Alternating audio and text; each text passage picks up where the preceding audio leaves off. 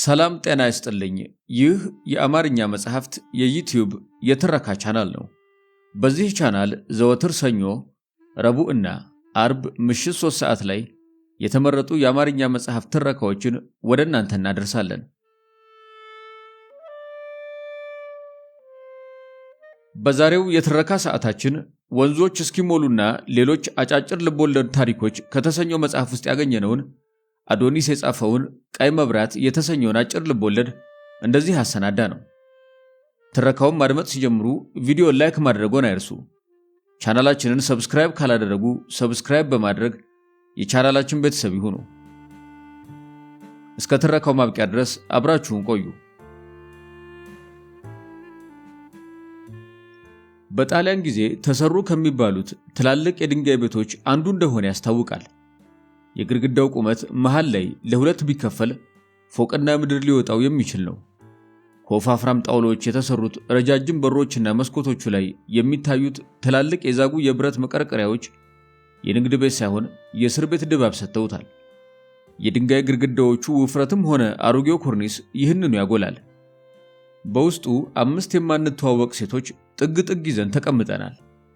ከ20 እስከ 25 የዕድሜ ክልል ውስጥ የምንካተት ነን።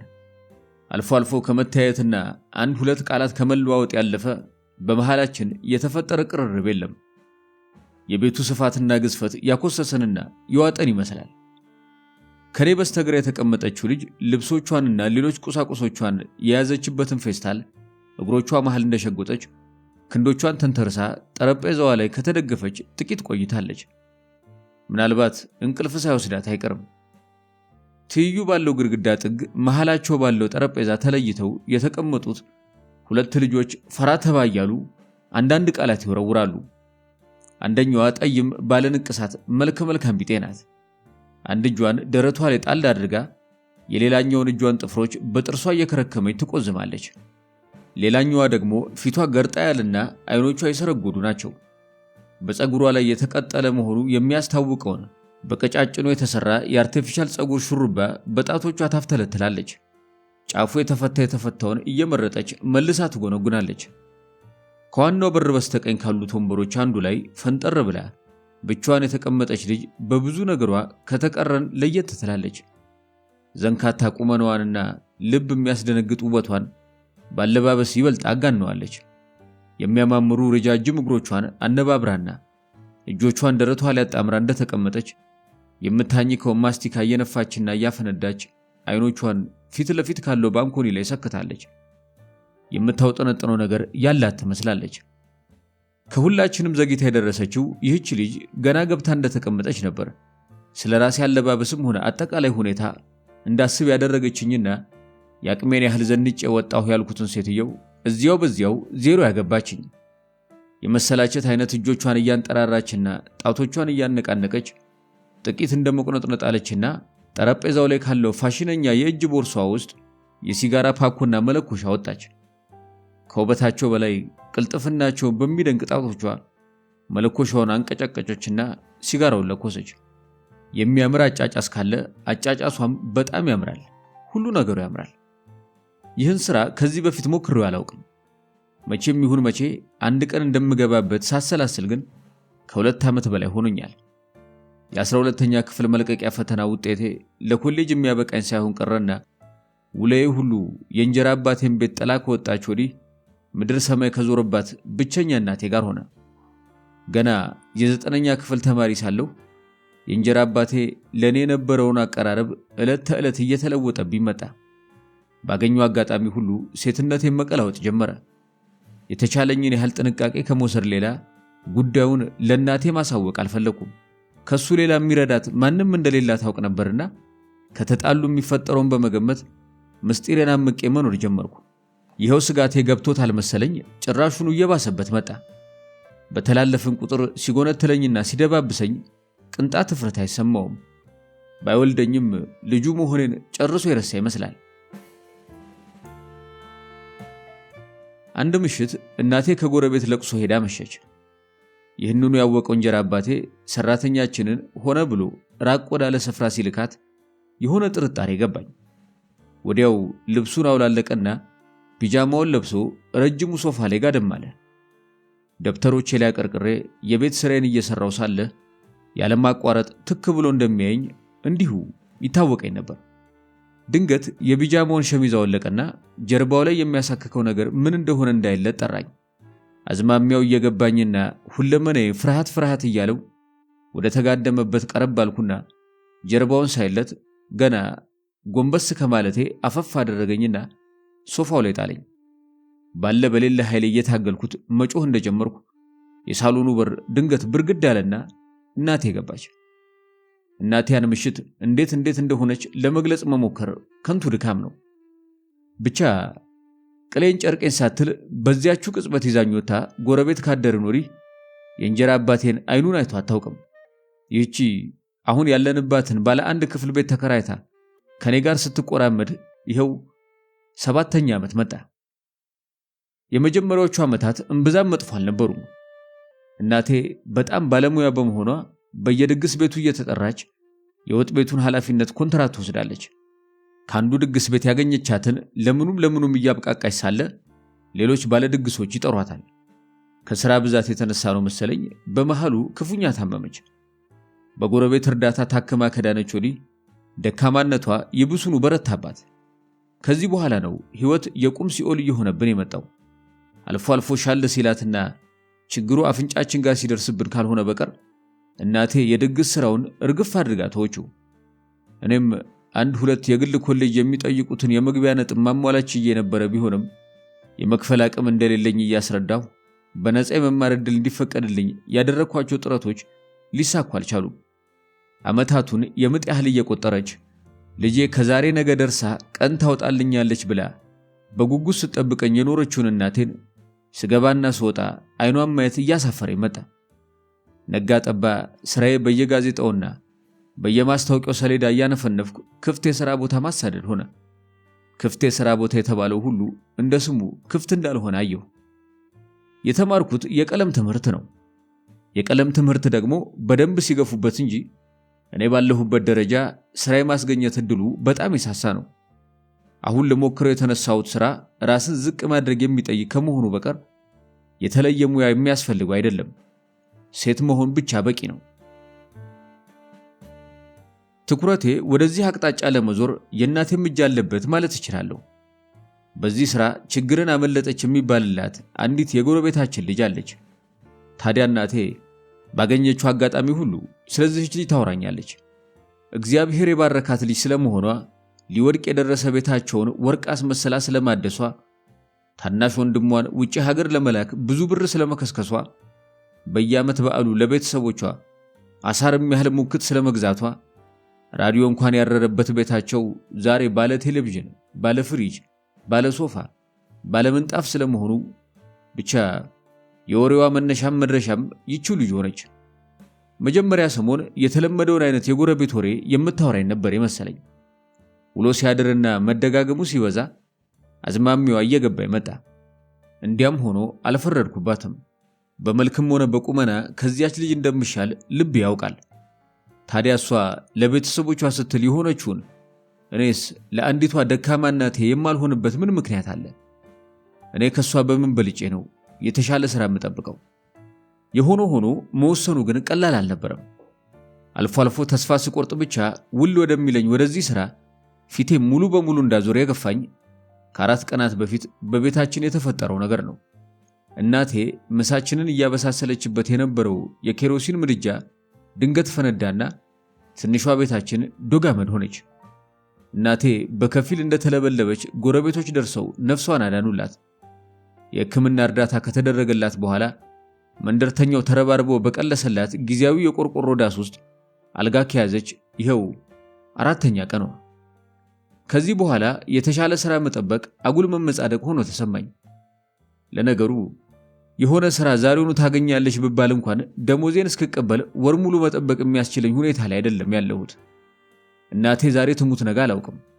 እናም 4 ቀንና 4 ሌሊት ከህሊናዬ ጋር ስሟገት ከቆየው በኋላ ዕለታዊ ገንዘብ የማግኛ መንገድ የሆነውን ይህንን ሥራ ባወጣው ያውጣው ብዬ ልገባበት ቆረጥኩ።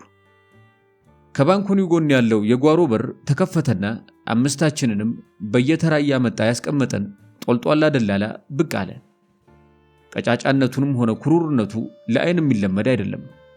ያንደበቱ ስለት ግን አይነሳ። መወሰን ባቃተው ግማሽ ልቤ ከራሴ ጋር እየተመዋገትኩ ትንሿ ቢሮ ድረስ ሄጄ ያነጋገርኩት ጊዜ ወደዚህ ቤት እንድመጣ በምን ፍጥነት እንዳሳመነኝ ሳስበው አሁን ድረስ ግርም ይለኛል። ኤሊ ድንጋይዋን አውልቃ እንድትሸጥ ማሳመን የሚችል ምላስ ነው ያለው። ባንኮኒውን ደገፍ አለና በዚያው ቅብጥብጥ እንቅስቃሴው አንዴ ሰዓቱን አንዴ የጓሮውን በር እየተመለከተ ይጠባበቅ ጀመረ።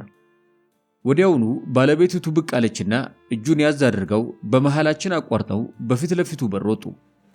ወደ ግራም ሆነ ወደ ቀኝ ዞራ አንዳችንንም አለማየቷ ገረመኝ። በትንሹ 41 ዓመት አያጣትም። ከላይ ጥቁር ቦዲ ከታች ደግሞ ጥብቅ ያለ ጂንስ ሱሪ ለብሳለች። የጂንሷ ጫፎች በተጫማቹ ቄንጠኛ ቡትሶች ውስጥ ተሸጉጠዋል። ረጅም ቁመቷም ሆነ ጠባቃ ልብሶቿ ተረፍረፍ ያለ ስጋዋን በቅጡ ሊደብቁላት አልቻሉም። ይሁን እንጂ በወጣትነት ጊዜዋ ምንኛ ውብ ቁመና እንደነበራት መገመት አይቸግርም።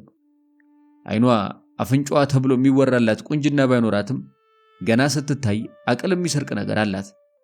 በተለይ የፊት ቆዳዋ ጥራት የሚታመን አይነት አይደለም። ያራስ ልጅ ነው የሚመስለው።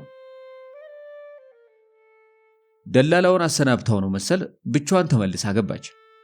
አሁንም ልክ በቦታው የሌለን አይነት ዞር ብላ እንኳን ሳታየን በመሃላችን አልፋ ከባንኮኒው ጀርባ ቆመችና መሳቢያውን መከፋፈት ጀመረች። ለምን እንዲህ እንደምትገማጨጭብን ሊገባኝ አልቻለም። እንደገዛ ቆዳዋ ገላዋ ላይ ልክክ ባለባት ጥቁር ቦዲ እጅጌዎቿ ላይ የደረደረችው የወርቅ ሸዋሊያ ብዛት እጇን ባነቃነቀች ቁጥር እንደ ጽናጽል ይንሿሿል። አንገቷ ላይ ያንጠለጠለችው ትልቅ የላሊበላ ሐብል በጥቁር መደብ አጋናኝነት እንደ ፀሐይ ያበራ ጌጧ በመሆን ፈንታ ጭራሹኑ ነክሶባት አጃቢው አድርጓታል። ስትንጎዳጎር ከቆየችበት መሳቢያ ውስጥ ሲጋራና መለኮሻ አውጥታ አቀጣጠለችና ፓኮንና መለኮሻውን ባንኮኒው ላይ አደራርባ እያስቀመጠች ለመጀመሪያ ጊዜ ወደኛ ቀናለችና ተራ በተራ ቃኘችን። በተለይ ዘናጯን ልጅ በአይኗ አጠበቻት ማለት ይቻላል። እሺ ልጆች አለች ሲጋራውን በያዘችበት ጣቶቿ አንገቷን አከክ እያደረገች፣ እንግዲህ በደንብ እንደማመጥ። ይህን የመሰለ ግንባር ቦታ ላይ ይህን የመሰለ ቆንጆ ቤት በቀላል እንደማይገኝ ለእናንተ አልነግራችሁም። የእድሜን ግማሽ የፈጋሁበትን ገንዘቤን ቆጥሬ ነው ቁልፉን የገዛሁት። ድምጿ በመጠኑ ጎርነን ይላል። ቁፍጥን ያለ ፊቷ፣ በተለይ ደግሞ ቆዳ ስርስረው የሚገቡ የሚመስሉት የተኳሉ አይኖቿ በሰንደቅ ቁመቷ ጋር የሰጣት ግርማ ሞገስ ጫና የሚፈጥርና ቀልብን የሚቆጣጠር ነው። የፀጉሯ አቆራረጥ በጣም ያምርባታል። የኋለኛው ልክ የወንዶች አይነት አጭር ሲሆን የፊተኛው ቡፍ ብሎ ግንባሯ ላይ ድፍት ያለ ነው። እና ካሁኑ እንድታውቁት የምፈልገው በርትቼ ሰርቼ ገንዘቤን መመለስ ብቻ አይደለም ዓላማዬ። ገና ከዚህ ብዙ እጥፍ ማድረግ እፈልጋለሁ። በዚህች ዓለም ላይ ዋናው ነገር ገንዘብ መያዝ ብቻ እንደሆነ በደንብ ስለገባኝ ገና ብዙ ገንዘብ ማግኘት እፈልጋለሁ አለች የእልህ ስሜት እየተናነቃት። ምናልባት ከዚህ በፊት የነበረችውን የካሳንቺሷን ቤቴን ታውቋት ይሆናል። ሁላችንንም በአይኗ ጠየቀችን። መልስ የሰጣት የለም። ሲጋራዋን በረጅሙ ማገችና አመዱን ወለሉ ላይ ተረኮሰች። ለማንኛውም ካሳንቺስ አብረውኝ ይሰሩ የነበሩትን ልጆች አስከትዬ ማምጣት አቅቶኝ አይደለም ዛሬ እናንተም በደላላ ከያላችሁበት ያሰባሰብኩት። በጣም ጥሩ ልጆች ነበሩኝ። የትም ብሄድ ደስ እያላቸው እንደሚከተሉኝ ያውቃለሁ። ችግሩ የምላቸውን አይሰሙም። ዛሬ ነገርኳቸውን ነገ ይረሱታል። በእነሱ ቤት ህይወት ማለት መብላት፣ መጠጣት፣ መልበስ፣ መዘነጥ፣ ማብለጭለጭ አለቀ። ነገ ይሄን ሰርቼ ነገ ይሄን አግኝቼ ተሻሽዬ ብሎ ነገር አልፈጠረባቸውም።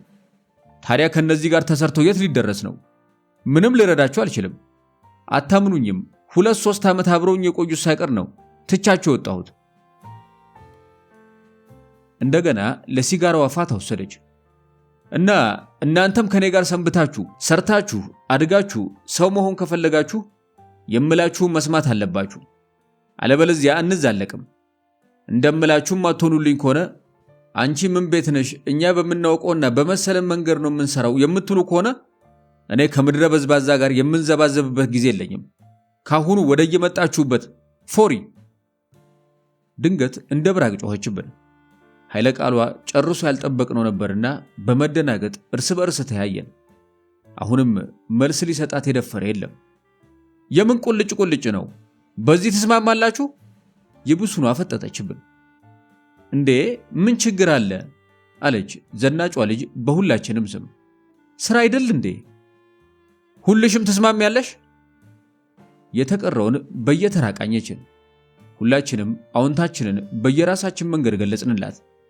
ጥሩ አለችና ሲጋራዋን ወለሉ ላይ ጣል አድርጋ በቡትሷ ከደፈጠጠች በኋላ ዝግ ባለና በተመጠነ ውብ እንቅስቃሴ ከፊታችን እየተንጎራደደች ንግግሯን ቀጠለች። እንግዲህ በደንብ አድምጡኝ ልጆች፣ ይሄ ስራ ጥርሴን የነቀልኩበት ነው። በጣም የማውቀው ስራ ነው። ከጉራ አትውሰዱብኝ እንጂ የዚህን ስራ ምስጢር የኔን ያህል ያወቀች አንዲትም ሴት እንደሌለች በ10 ጣቴ ፈርማለሁ። ፈገግ እያለችና ፈገግ እያስባለችን ከአፍታ በኋላ እንዳንዳች ታስፈራ የነበረች ሴትየው አሁን ባሁኑ ሁለመኗ ቅልል ማለቱ ጥቂት ግር አሰኘኝ። ስለ እውነት ለመናገር ፈገግታዋ ያማልላል። ሁላችንም ላይ ዘናይ ማለት መንፈስ መታየት ጀመረ። እውነቴን ነው፣ እናንተ በጣም እድለኞች ናችሁ።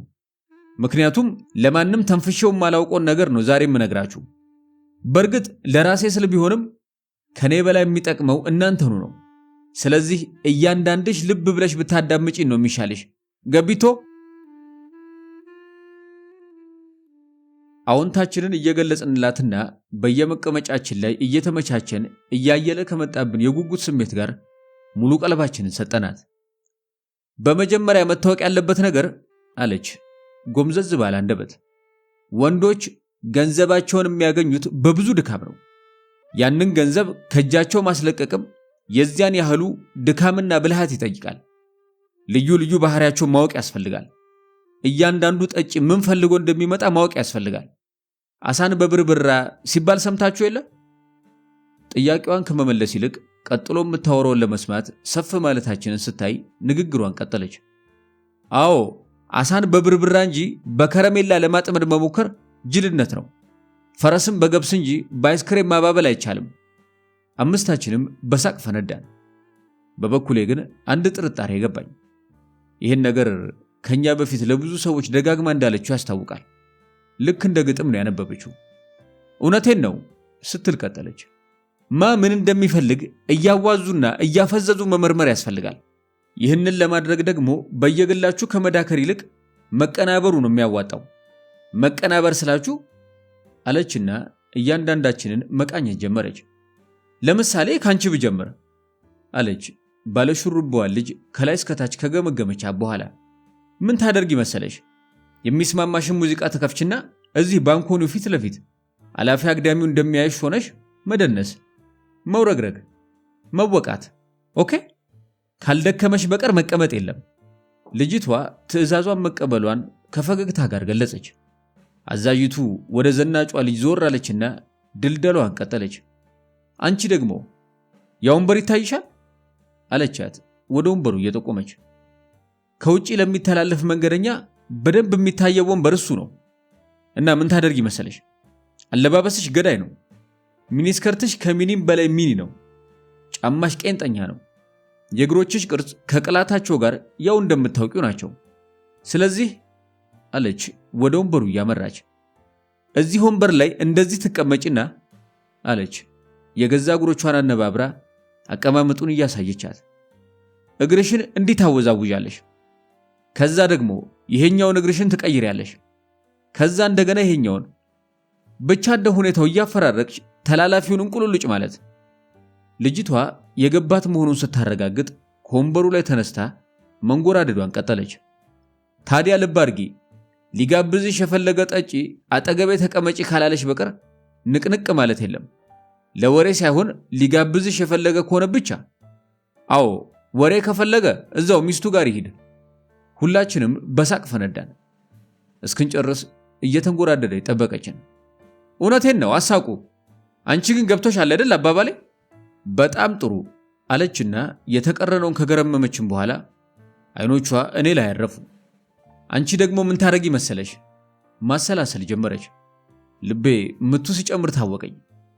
አዎ እዚህ ከባንኮኒው ጀርባ ትቆሚና በመደርደሪያው መስታወት ፊትሽን እያየሽ መኳኳል፣ ከንፈርሽን ሊፕስቲክ መቀባት፣ አንገትና ደረትሽን ሽቶ መረጨት፣ ጸጉርሽን አንዴ ወደ ላይ ማስያዝ፣ አንዴ ወደ ታች መልቀቅ፣ አልፎ አልፎ ሰረቅ እያረግሽ ጠጪውን በመስታወት ውስጥ ማባበል።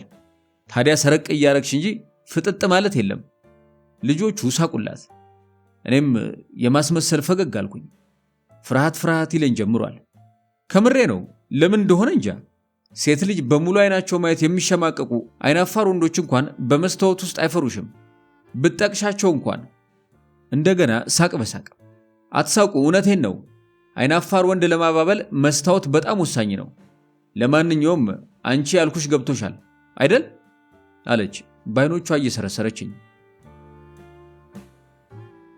እንደገባኝ ብገልጽላትም ከቀልቤ እንዳልሆንኩኝ ለማወቅ ጊዜ አልፈጀባትም።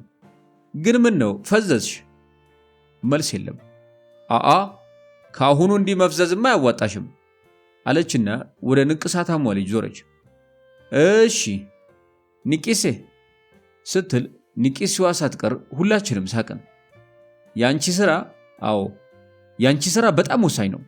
ያቺ ወንበር ትታይሽ የለ አለቻት ማዕዘኑ ጥግ ወዳለ ወንበር እየጠቆመች። እሷ ወንበር ላይ የተቀመጠ ሰው እዚህ ክፍል ውስጥ የሚደረገውን ሁሉ ልቅም አድርጎ ማየት ይችላል። ስትራቴጂክ ቦታ ናት። እሷ ላይ ተቀመጭና እያንዳንዱ ጠጪ ማ ላይ ቀልቡ እንዳረፈ፣ ምኑ ላይ ቀልቡ እንዳረፈ ምናምን ትመነጥሪያለሽ።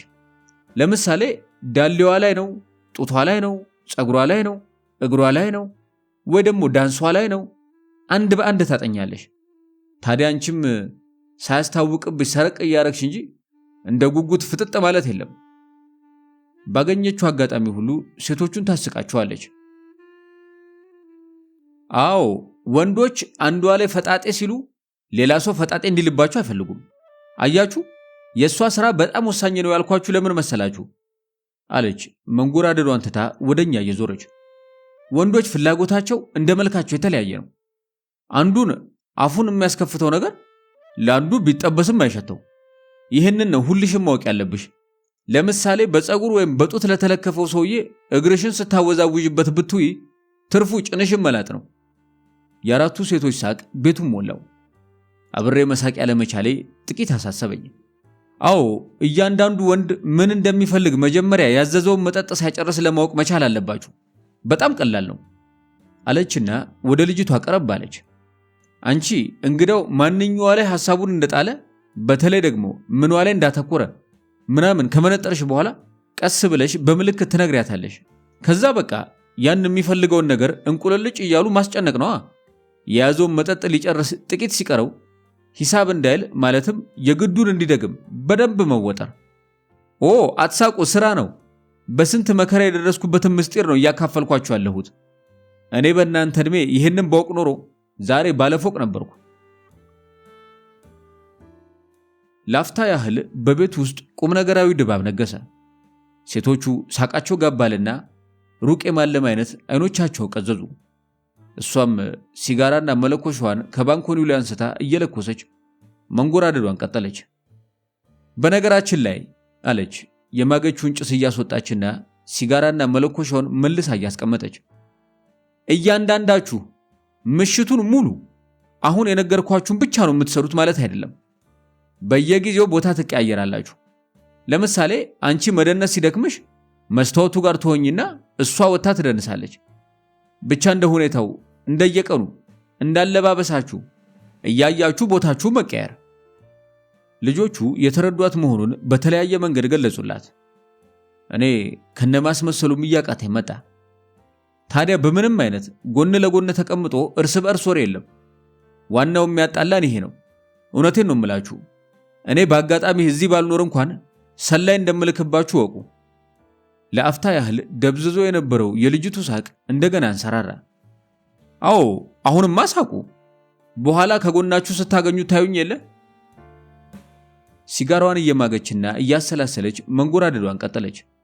አሃ ዋናውን ነገር ረስቸው አለች በቡትሷ ሹል ተረከዝ ላይ ተሽከርክራ ወደኛ እየዞረች። የወላችሁ ይህንን አስፓልቱን ተሻግሮ ወደ ላይም ወደ ታችም ሱቆች አሉ። ታዲያ ምን ታደርጉ መሰላችሁ? በየተራ እየወጣችሁ ማስቲካ የምትገዙ ወይም ደግሞ ስልክ የምትደውሉ እያስመሰላችሁ መንገዱ ላይ ትንሽ ጎርደድ እያላችሁ ትገባላችሁ። ሴቶቹ ይስቃሉ። እውነቴን ነው። ይሄ እንዴት ያለ ምርጥ ወጥመድ እንደሆነ ወደፊት ታዩታላችሁ።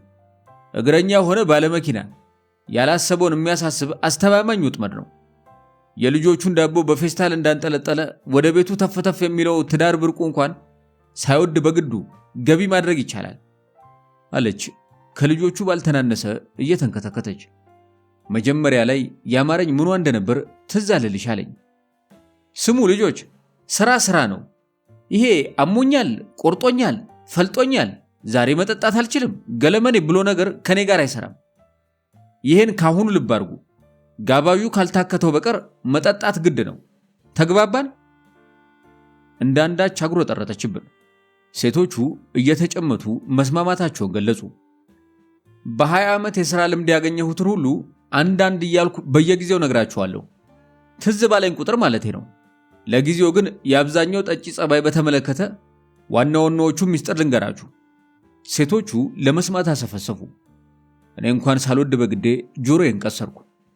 አንደኛ አለች ነጥቧን ለማስቆጠር የግራ እጇን ትንሽ ጣት እያጠፈች፣ እያንዳንድሽ በምንም አይነት አንድን ጠጪ አለባበሱን ብቻ አይተሽ ብር አለው ወይም የለውም አታይ።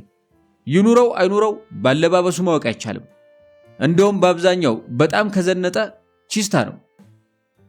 ሁለተኛ አለች የቀለበት ጣቷን እያጠፈች፣ አንድ ጠጪ ተንገዳገደ ወይ ተንተባተበ ማለት ሰከረ ማለት አይደለም። እንዲያውም ስካሩን በጣም ካጋነነው በደንብ አልሰከረም። ጠጪ መስከሩ የሚታወቀው ያልሰከረ ለመምሰል በሚያደርገው ጥረት ነው። ሶስተኛ አንዳንድ ጠጪ አለላችሁ ደግሞ ሂሳብ ሊከፍል ሲል ከኋላ ኪሱ ወደ ኮቱ የውስጥ ኪስ በቅራቅንቦ ያበጠ ቦርሳውን ያወጣል። በጣቶቹ እየከፋፈተ ልክ ዝርዝሩን የታደረግኩት እንደማለት ግንባሩን ቋጠር ፈታ እያደረገ ቦርሳውን መልሶ ኪሱ ይከትና አንዴ ሸሚዙን ኪሱን አንዴ ሱሪ ኪሱን ፈታትሾ ትንሽ ዝርዝር ብሮች ያወጣል። ካላስ ያቺው ናት ያለችው። ቦርሳውን አውጥቶ የሚያካብደው ድፍን የያዘ ለማስመሰል ነው። የልጆቹ ሳቅ ሳያቋርጣት ቀጠለች። እና የዚህ አይነቱን ችላ በይው አለው ብለሽ ለማጥመድ ጊዜሽን አታጥፊ። እይታዬ እየደበዘዘ ሳይመጣ አልቀረም። አንገቷ ላይ የተንጠለጠለው የላሊበላ ሐውልት እንኳን እንደ ቅድሙ አያብለጨልጭብኝም። አራተኛ ብላ ልትቀጥል ስትል ከባንኮኒው ጀርባ ያለው ስልክ አንጫረረ። ቂን እያለች ባንኮኒውን ዞረችና አነሳችው። ሄሎ፣ ውይ ከየት ትዝ አልኩ በማርያም። አይ ወግቴ አየናችሁ እኮ ምድረ ጉረኛ። እኔስ ይብላኝላችሁ እንጂ ቤቱን ቤት አድርጌዋለሁ። ኧረ ዝም በል። አንድ አፍታ ብቅ ብሎ እንዴት ሆንሽ ማለት ማንን ገደለ? እስካሁን ለኛ ስታወራበት በቆየችው ጎርናና ድምፅ አይደለም ስልኩን የምታነጋግረው። ባይቀጥን እንኳን ሙዚቃዊ ቅላጽ ያለው ሴታ አንደበት አሁን ባሁን ከየት እንዳመጣችው ለማመን ይቸግራል። ለማንኛውም እንደታዘብኳችሁ ወቁት። ዛሬማ ከቀራችሁ ተቆራረጥን። ግድ የለም ካሳው ሊቆይ ይችላል። ብቻ እናንተኑ። የድሮውማ ስም እዛው ካሳንቺስ ቀረኩ። አዲስ ቤት አዲስ ስም ይፈልጋል። እንግዲህ ለጊዜው ቤርሙዳ ብየዋለሁ።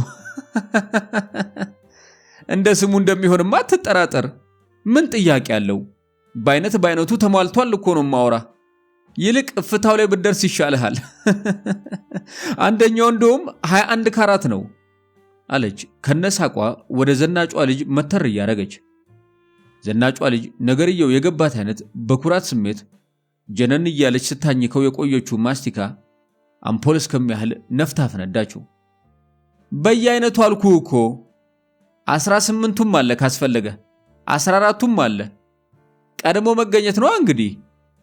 ከየትኛው ካራት መድባኝ ይሆን? አረ ግድ የለም በኔ ሆንብህ። እሺ ቻው። ስልኩን ዘጋችና ባንኮኒው ላይ የነበረውን ሲጋራዋን አንስታ ካቀጣጠለች በኋላ ወደኛ ተመለሰች። ገንዘብ የሚባለውን እርጉም ነገር የፈጠረው የሰው ልጅ ሳይሆን ሳጥናኤል መሆን አለበት የሚል ሐሳብ አእምሮዬን አበስ አድርጎ ታለፈ። እሺ ምን ላይ ነበር ያቆምኩት?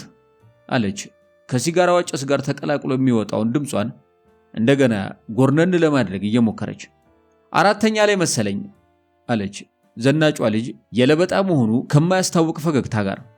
ኦኬ አለች ሴትየይቱ ወዴት መቀጠል እንዳለባት ለማስታወስ አይነት ጥቂት እየተንጎራደደች። አዎ 4ኛ። ጠጪዎች 2-3 ሆነው ከገቡ በአብዛኛው ለገዛ ወሬያቸው ነው። እነዚህ ላይ ጊዜ ማጥፋት አያስፈልግም። ግን ከመሃላቸው አንዱ በማግስቱ ወይ በሌላ ቀን ብቻውን ከመጣ እሱን ጠበቅ ያየው ነገር አለ ማለት ነው። ሲጋራዋን ስባ በምታስወጣው ጭስ ላይ እየተመሰጠች ታሰላስላለች። 5ኛ አንድ ጠጪ ሂሳብ ከዘጋ በኋላ በመውጣት ፈንታ እስቲ አንድ ሀባ ድገሚኝ ገለመኔ ካለ እሱንም ጠበቅ፣ አንድ እግሩ ተይዟል ማለት ነው። ትንሽ ከወጠርሽው ገቢ ነው።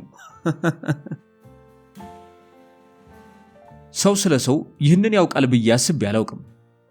ወንዶች ያሉበት አደጋ ለመጀመሪያ ጊዜ ወለል ብሎ ታየኝ። በሌላ በኩል ደግሞ ይህንን ሥራ ለመስራት ሴት መሆን ብቻ በቂ ነው የሚለው ግምቴ ምን ያህል የተሳሳተ እንደሆነ ገባኝ።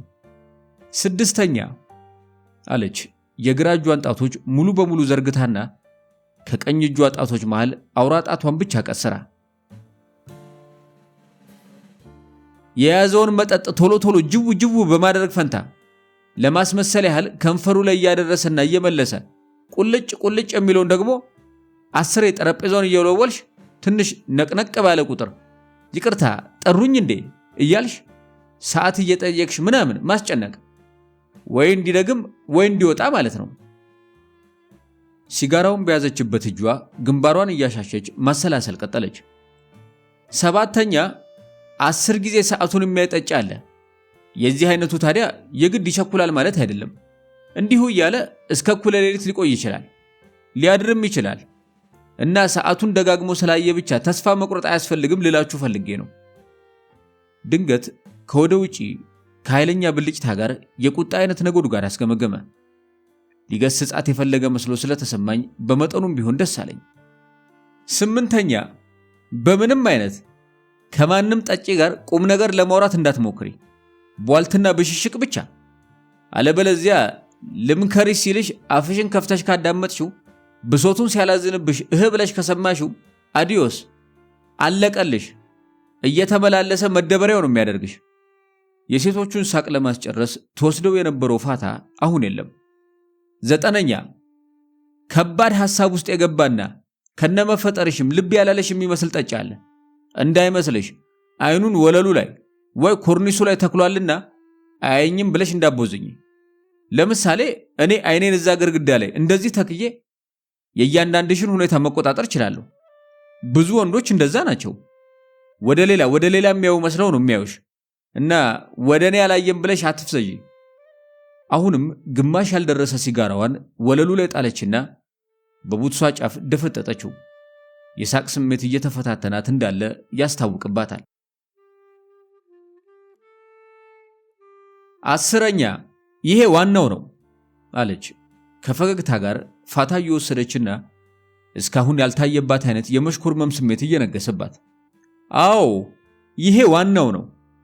አዝማሚያው ወደ እኔ የሆነ ጠጪ ላይ ሁልሽም አደብ ትገዣለሽ አለች ከልባቸው እየሳቁላት ካሉት ሴቶች መሃል ዘናጯ ልጅ ላይ እያተኮረች። አዎ እኔ ሰውየውን የማልፈልገው መሆኑን በምልክት ካልነገርኩሽ በቀር። ሴቶቹ እየታገላቸው ያለውን ሳቅ ለመቆጣጠር እየጣሩ መስማማታቸውን ገለጹ። በተረፈ አለች ሰዓቷን አየት እያደረገች፣ ለጊዜው ይበቃችኋል። እያንዳንድሽ የሰማሹን ሁሉ በልቦናሽ በሉ። አሁን ወደ ሥራ ዳይ። ቂን እያለች ወደ ግድግዳዋ መራችና ማብሪያ ማጥፊያውን ጠቅ ስታደርገው ኮርኒሱ መሃል ላይ በተንጠለጠለ ባለጌጥ ማቀፊያ ላይ ሲበራ የቆዩ ቢጫ መብራቶች ውድም አሉና በየግድግዳው ጥግ የተለጠፉት ቀይ አምፖሎች ፋ ብለው በሩ። በሰፊው ክፍል ውስጥ የሚታይ ነገር ሁሉ ቀላ። በዚያው አረማመዷ ከመደርደሪያው ጀርባ ዞራ ትልቁ ቴፕ ውስጥ ካሴት ጨመረችና ቃታዎቹን በጣቶቿ መነካካት እንደጀመረች ግድግዳው ላይ ትይዩ የተሰቀሉት አሳር የሚያካክሉ ስፒከሮች ላንቃቸው ተከፈተ። በሉ እንጂ የምን መፋጠጥ ነው? ሁልሽም በየቦታሽ ብላ አጉረጠረጠችብንና የጓሮውን በር ከፍታ ወጣች። ኃይለኛ ዝናብ ድንገት ያባራ አይነት ተሰማኝ። የተቀሩትም በየተቀመጡበት ዘና ዘና ማለት ጀመሩ። ከወደ ውጪ በስሱ የሚያቀራራ ነጎድጓድ ይሰማል። ዘናጯ ልጅ ሲጋራ አውጥታ አቀጣጠለችና ከቤቱ አጠቃላይ ድባብ ጋር እያስጨነቀኝ ባለው ቀፋፊ ሙዚቃ ስልት የተመሰጠች አይነት እዚያው በተቀመጠችበት በዝግታ እየተወዛወዘች አይኔን ታየኝ ጀመር። ምን ነው እሙ ሀርድ አለ እንዴ አለችኝ። በሲጋራዋ ጢስ መሃል የጎንዮሽ እያየችኝ ምንም መልስ አልሰጠኋትም። ፈጽሞ እንግዳ በሆነ ዓለም ውስጥ እንዳለው ታወቀኝ። ዋና ሳይችሉ ትልቅ ባህር ውስጥ ዘሎ የመግባት አይነት ሁኔታዬ ግራ የገባቸው አራቱም ሴቶች ሙሉ ትኩረታቸው እኔ ላይ ነው። በተለይ ደግሞ ጥያቄዋን ያልመለስኩላት ዘናጭ ልጅ ጣቶቿ መሃል የሚጨሰውን ሲጋራ እንኳን የረሳችሁ ትመስላለች። ከአፍታ በኋላ የአምስታችንም አልባሳት የተለያዩ ቀለማት ነበራቸው። አሁን ሁሉም ነገር ቀይ ሆኗል፣ ቆዳችን ሳይቀር። ጥቅጥቅ ባለ አደገኛ ቀይ ጉም እየተዋጥኩ እንዳለው ተሰማኝ። ድንገት ብድግ ያልኩና ፌስታሊን ጠልጠል አድርጌ ወጣሁ። ውጪው ድንግዝግዝ ያለና ውሽንፍርማ ነው። ሰማዩ ከዳር እስከ ዳር ባጋተ ጥቁር ደመና ተሸፍኗል። እዚያና እዚህ ባቆረ ውሃ ምክንያት ጅጉርጉር መስሎ ከሚታይ እርጥብ አስፋልት ግራና ቀኝ ከተኮለኮሉት ቤቶች ጥቂቶቹ በርተዋል። አብዛኞቹ ግን እንደጨላለሙ ናቸው። ከፊት ለፊት በጣም ከርቀት እንደ ኩራዝ በደብዛዛው ጭል ጭል የሚል መብራት ይታየኛል። በተረፈ ወዴት እንደሚሄድ እርግጠኛ አይደለሁም።